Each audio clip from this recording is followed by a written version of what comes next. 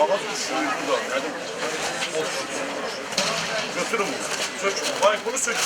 Görmürsən ağacı bağlı. Sökün bunu burada. Bu nədir bu?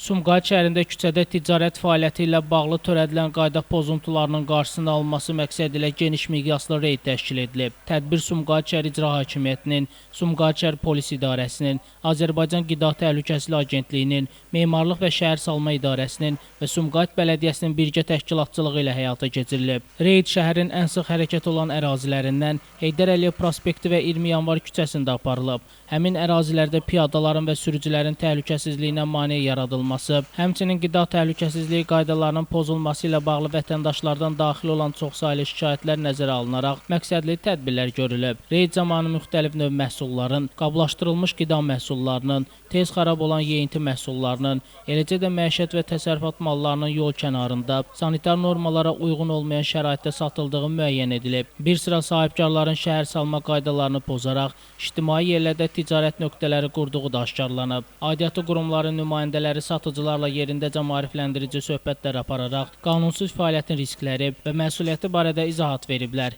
Qida təhlükəsizliyi ilə bağlı tələblərin pozulmasının həm istehlakçılar, həm də satıcılar üçün yaratdığı təhlükələr izah edilərək bu cür satışın yol verilməz olduğu bildirilib. Ticarətlə məşğul olan şəxslərə qanunvericiliyə uyğun fəaliyyət göstərmələri, məhsulların yalnız bunun üçün nəzərdə tutulmuş ticarət məkanlarında satılması tövsiyə olunub.